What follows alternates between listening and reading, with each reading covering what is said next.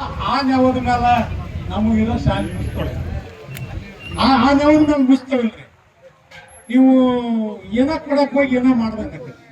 ಈಗ ನೀವು 6-7 ಕಿಲೋಮೀಟರ್ನಾಗ ಅದೊಂದು ಸ್ಟ್ಯಾಂಡರ್ಡ್ ಮಾಡ್ತೇವೆ ಅಂತ ಹೇಳಿ ಇದ್ದ ದಿವಸಕ್ಕೆ ಅದ ಆಗ್ಬೇಕಾಗತಿ. ನಮ್ಮೂರ ಸಾಲ ಏನಾಗತಿ. ಏನಿಲ್ಲ, ನಾವು ಇವತ್ತಿಗೆ ಹಾವೇರಿಯಾಗ ಅದು ಗೋವಿಂಜಾಳ ಖರೀದಿ ಕೇಂದ್ರ ಪ್ರಾರಂಭ ಮಾಡ್ರಿ, 3,000 ರೂಪಾಯಿ ರೇಟ್ ಕೊಡ್ರಿ ಅಂತೇಳಿ ಕೂತಂದು ಇವತ್ತು 4 ದಿವಸ ಆಯ್ತು. 4 ದಿವಸದ ಮೇಲೆ ಜಿಲ್ಲಾ ಉಸ್ತುವಾರಿ ಸಚಿವರು ನಮ್ಮ ಪ್ರತಿಭಟನಾ ಜಳಕ್ಕೆ ಬಂದಿದ್ರು.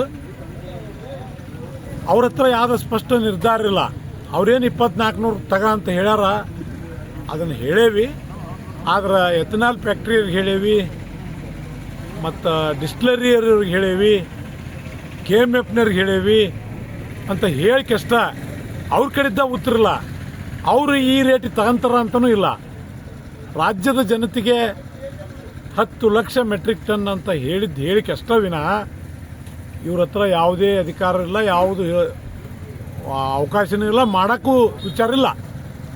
ನಾವು ಅದನ್ನು ಒತ್ತೊತ್ತಿ ಕೇಳಿದ್ರಿಂದ ನಿಮ್ಮ ಹಕ್ಕು ನೀವು ಕೇಳ್ರಿ, ಇದರ ಕೇಂದ್ರ ಸರ್ಕಾರದ ಪಾಲೈತಿ, ಕೇಂದ್ರ ಸರ್ಕಾರದವ್ರು ಮಾಡಬೇಕು ಅಂತೇಳಿ ಕೇಂದ್ರ ಕಡೆ ತೋರಿಸ್ತಾರೆ. ಅಂದರೆ ಡಿಸ್ಟಿಲರೀಸ್ ಆಗಲಿ ಅಥವಾ ಎಥನಾಲ್ ಫ್ಯಾಕ್ಟ್ರಿಗಳಾಗಲಿ ಕೇಂದ್ರದ ಹಿಡಿತದಾಗದವು, ಕೇಂದ್ರದವ್ರು ಮಾಡಬೇಕು ಅನ್ನೋಂಥ ವಿಚಾರ ಹೇಳ್ತಾರೆ. ಇವ್ರ ಮೇಲೆ ಅವರು, ಅವ್ರ ಮೇಲೆ ಇವರು. ನಾವು ಸ್ಪಷ್ಟ ಹೇಳ್ಕೇಸೇವಿ, ಖರೀದಿ ಕೇಂದ್ರ ಓಪನ್ ಆಗೋ ಮಠ ನಮ್ಮ ಹೋರಾಟ ಮುಂದುವರಿತೈತಿ ಅಂತೇಳಿ.